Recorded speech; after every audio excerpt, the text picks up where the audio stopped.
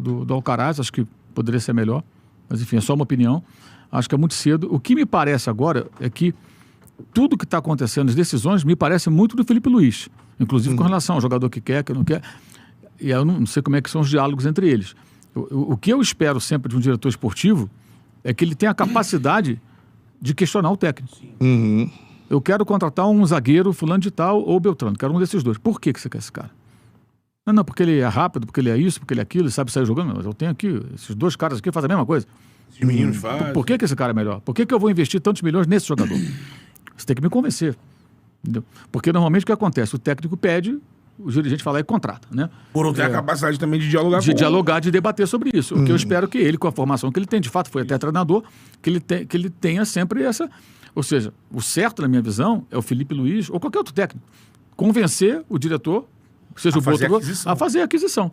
Você tem que ter argumentos, porque eu vou fazer um investimento grande aqui para o clube e depois eu tenho que responder para o presidente, que o presidente não vai se meter, mas ele vai cobrar se der problema aqui, se o cara não der retorno. Olha o investimento que fizemos, se o cara não joga, não é aproveitado, né? Por exemplo, ano passado o Tite queria, porque queria o Léo Ortiz, né? Em um dado momento era o Léo Ortiz ou ninguém. Não conseguiram entrar ninguém, fica com quem está aqui. O Léo Ortiz chegou, o cara não jogava. Só de volante. Ele jogava de volante. Aí ele jogava bem de volante. Ele tem que ser volante. Fala, não, ele tem que ser zagueiro. Ele é zagueiro. Ele não é volante.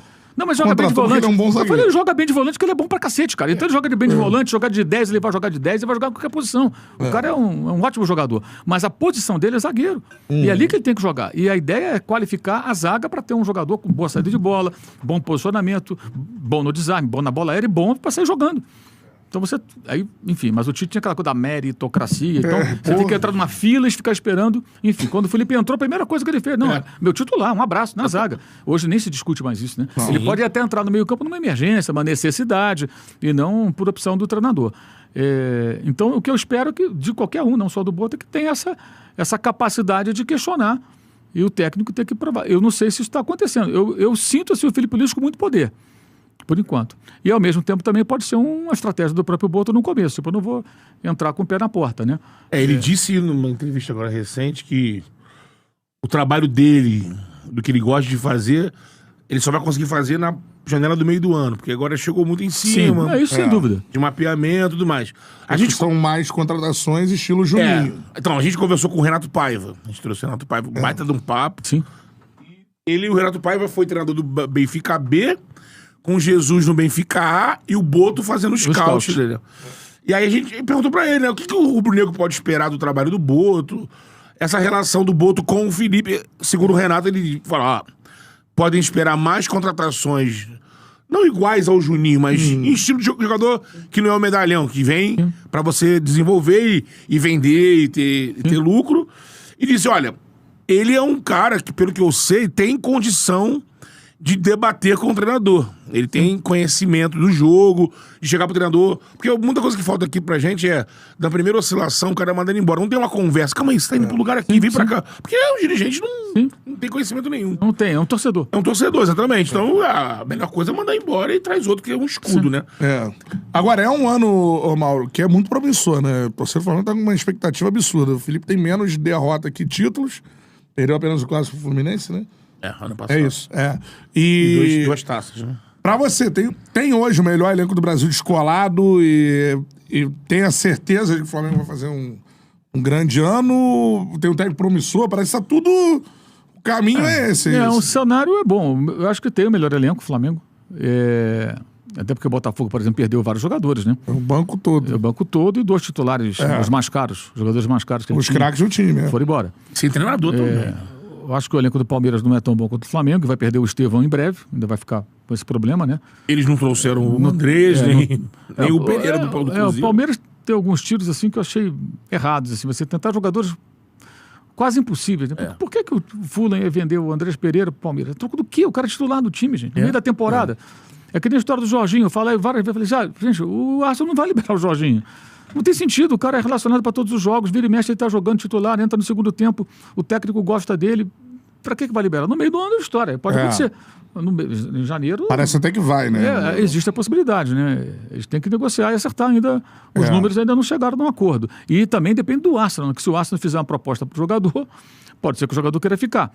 Isso, segundo eu converso com alguns colegas lá da imprensa da Inglaterra, eles falam, cara, o Arsenal não definiu ainda. Ele e o Partey, né? Não sabe se os dois ficam. Pode ser que tenha proposta de renovação e pode ser que não.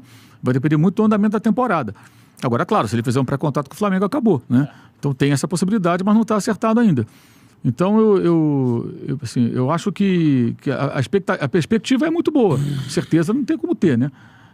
Mas eu acho que tem boa chance de fazer uma temporada forte e acho que o Felipe está no caminho bom.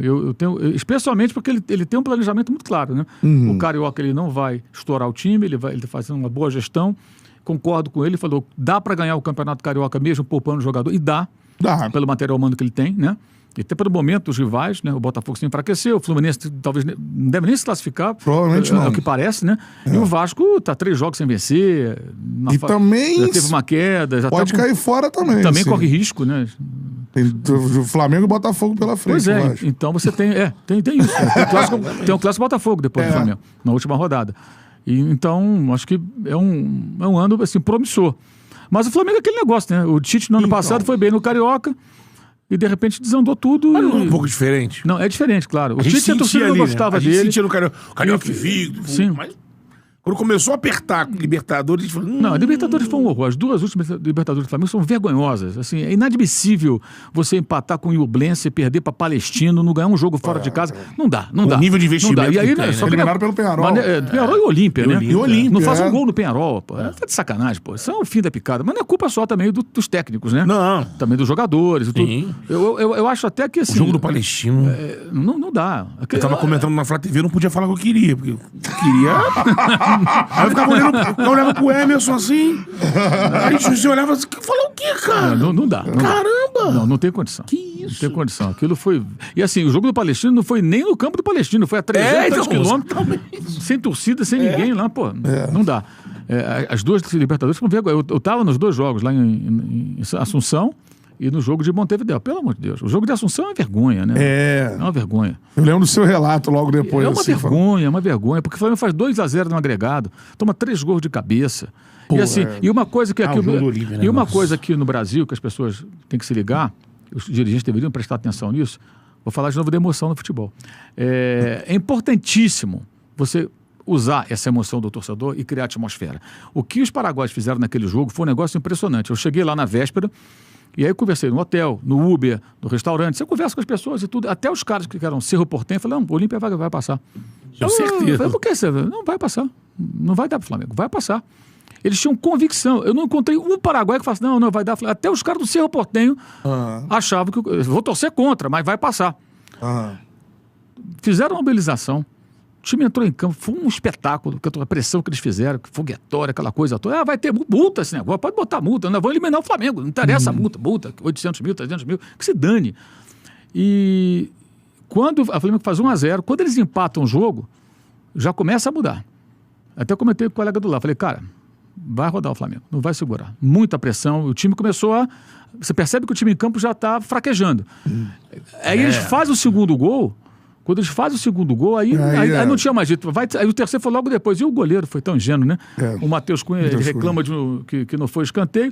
Ele, em vez de cair na pequena área, ele pega a bola e joga com raiva pra bandeirinha de escanteio. O cara bate rápido, pima gol dos caras. Pô, 3-1. É impressionante como é que qualquer jogada de triangulação pelo flanco do Flamengo era uma loucura. Não tinha ali...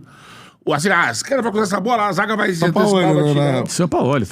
Sampaoli se perde completamente. Né? Um trabalho trágico. Ele é um bom treinador, mas assim, é uma pessoa complicada, me parece, né? Então, a questão de relacionamento...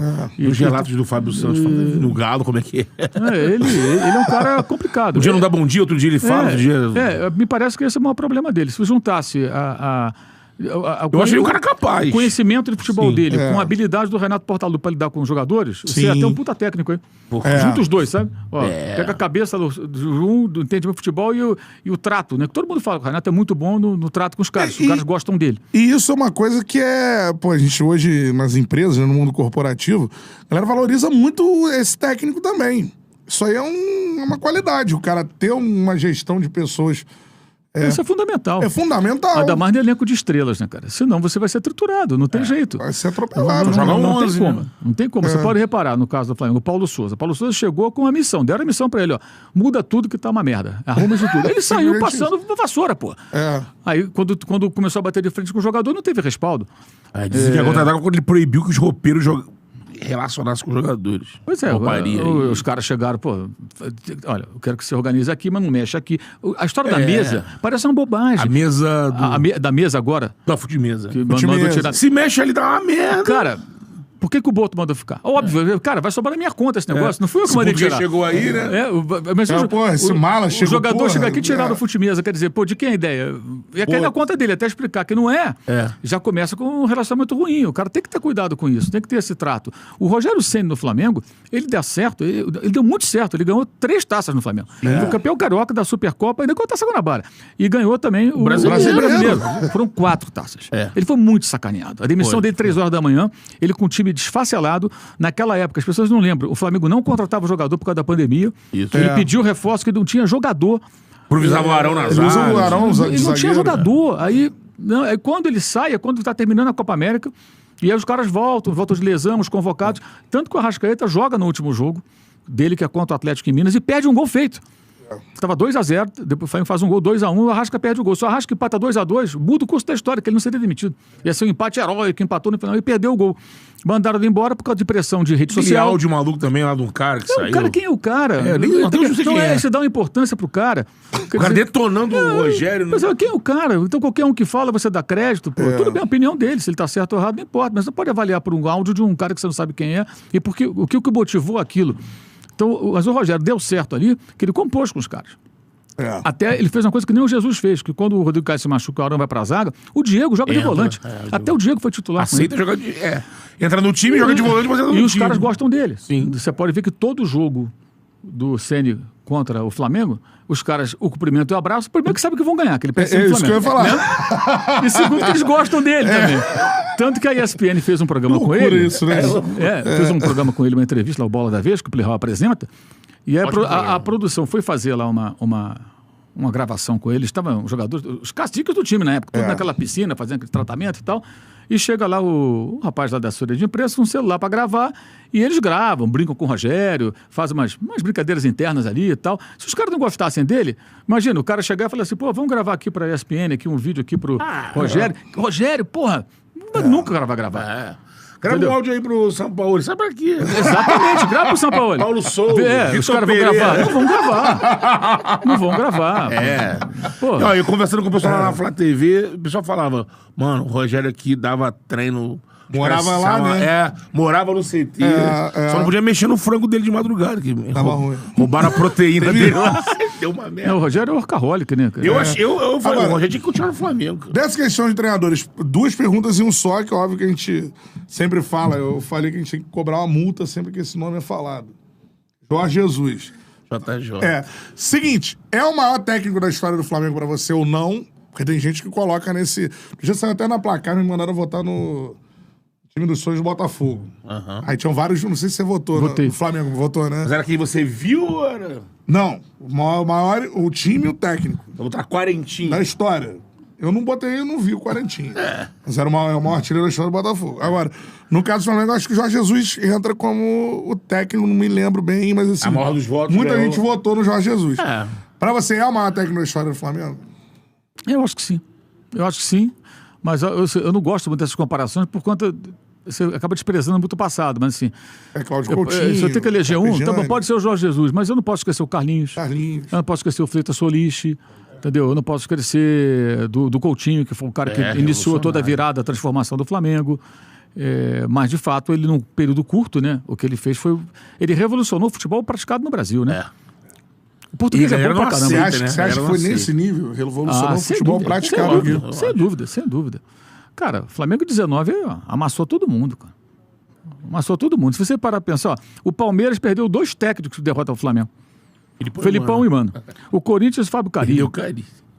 Ele só perdeu aquele jogo pro São Paulo 4x0, porque não tava de ressaca, já pensando em ir pro Catar pra Quem jogar segurou um pouco ele do Maracanã foi a estreia do Diniz do São Paulo. Que não era nem praticou, o Diniz. não era o Diniz. Não era nem o Diniz. Foi o time todo lá.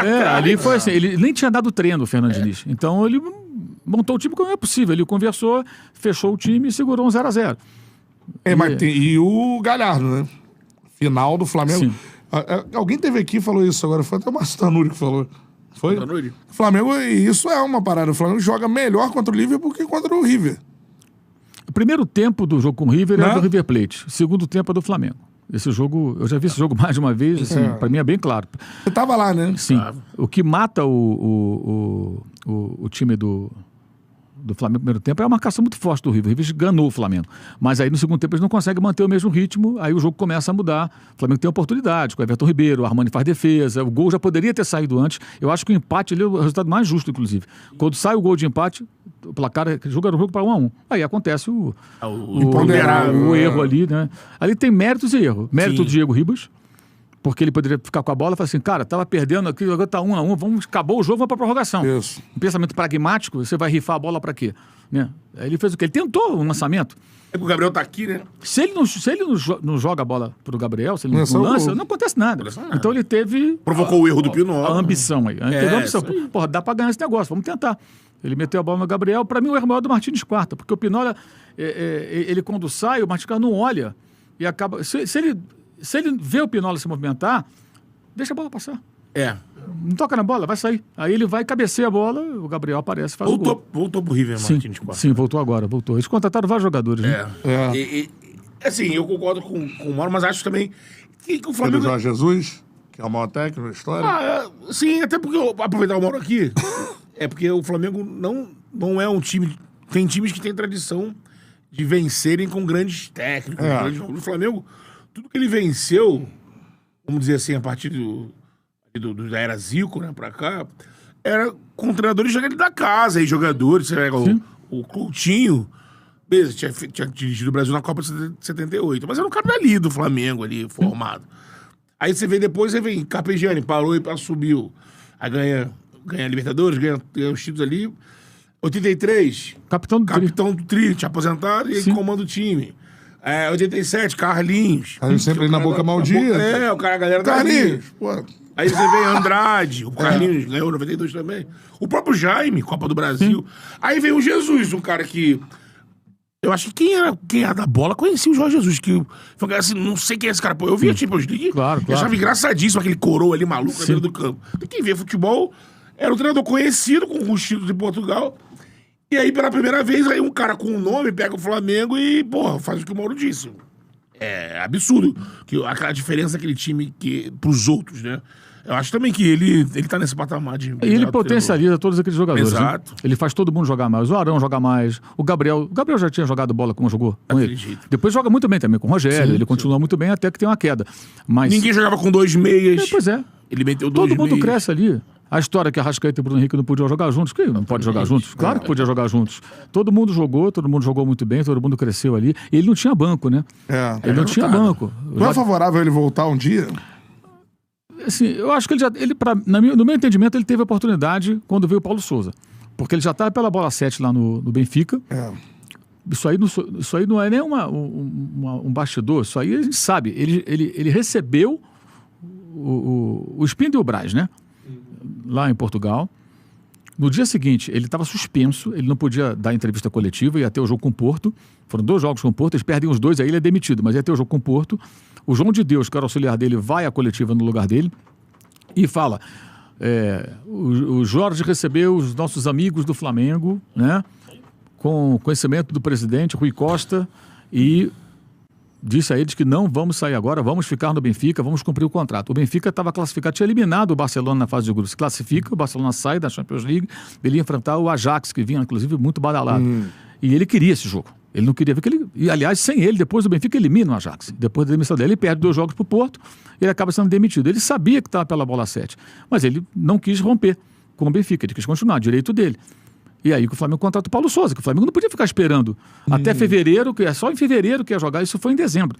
Ia jogar contra o Ajax, aí se fosse eliminado, talvez, vamos esperar os jogos do Porto. talvez pudesse esperar os jogos do Porto, porque se ele fosse demitido, acertava. Então, assim, mas e se ele passa e não é demitido, ele faz o quê? Aí os caras ficam sem técnico. Aí se fica sem técnico, a gente vai falar o quê? Vamos ser sinceros. Lógico. Que bagunça, foram lá, não tem um técnico, o Botafogo tá sem técnico até hoje. O que é que a gente fala? Pô, como é que pode ficar sem técnico, campeão da Libertadores, campeão brasileiro? Então eles tiveram que tomar uma decisão. Acabaram sentando com o Paulo Sousa. Ali ele teve a chance. E quando ele estava no Fenerbahçe também. Era a multa de €1 milhão. O Flamengo pagaria a multa. Eu não sei se ele quer voltar dia pro Flamengo. Então, mas... Quem sabe que de repente não repetir aquilo, né? É muito difícil. Mas toda hora você tá aí, pá, Jorge Jesus fala em algum lugar, falou do Flamengo. Aí veste a camisa do Flamengo. Ele é esperto, né? Ele mantém... Nasceu em Realengo. Marcos Braz no cinema, o Marcos Braz tá lá no cinema, pum, Jorge... Aí vai na casa do Renato Maurício Prado, falou... Ele, cara, ele faz esse... Assim, Putz, pá. Ele fica jogando. Ele faz o movimento dele, né? Ele faz o movimento dele. Agora eu... Falou Flamengo ontem, eu acho. Eu vi. Também perguntam de Flamengo. Pergunta, ele responde, né? Agora não sei se daria tão certo, Brasil, né? Flamengo. Aí a galera... Porque ele chega com uma régua que ele deixou lá no alto, né? O que pode abafar um pouco isso é um eventual sucesso do Felipe, né? Exato. Aí a coisa pode dar uma arrefecida, né? Porque se todos os técnicos vieram depois, foram muito cobrados no nível altíssimo. Tinha uma sombra dele, pô. Né? Agora, tem uma coisa, né? O rigor dele com os jogadores, ele encontra num cenário diferente do que é o Flamengo de hoje. Porque hoje o grupo que vai se transformando é um grupo empoderado, é um grupo campeão. Quando ele chega, aqueles jogadores, quais os títulos do Bruno Henrique e do Gabriel? Não tinha praticamente estadual. Paulista, né? O Arrascaeta, ele tinha a Copa do Brasil pelo Cruzeiro. E você tinha vários jogadores ali que não tinham um currículo, não tinha sabe, o Everton Ribeiro tinha títulos pelo Cruzeiro. Rodrigo Caio, ali pelo São Paulo, ganhou o quê? Ganhou ele estava no Sul-Americana, 2012? Talvez Sul-Americana. Nem sei se ele estava, teria que pesquisar, mas enfim. Então os jogadores aceitam. Eu sempre lembro da entrevista do Rodrigo Caio, que pergunta a ele do Jorge Jesus, que é muito rigoroso, ele fala, tal, aquele jeitinho dele, ele cobra muito, não sei o quê, mas tá dando tudo certo, o time tá funcionando. Ou seja, estamos tomando esporro direto, mas tá dando certo, vamos em frente. Mas depois que o grupo fica empoderado, é mais difícil chegar você continuar sendo tão duro. Esculhambar o cliente. E ele pega pesado, né? Então, será que daria certo? Não sei. E o grupo é o outro, né? O remanescente só tem Arrascaeta e o Bruno Henrique. Todo mundo foi embora, né? O Arrascaeta e o Bruno Henrique. Agora, até a próxima. Pô, sim. Foi muito bom. Faremos uma próxima em Já breve. fizemos as pazes, pô. Nunca teve briga, né? A galera gosta. Pra decepção dos carniceiros da rede social. Olha, depois a gente tem que marcar tomar uma cervejinha. Vamos, claro. Pra doar, pra falar à vontade. A minha é IPA. A tua aí, a minha também, mano. Vou falar da mais...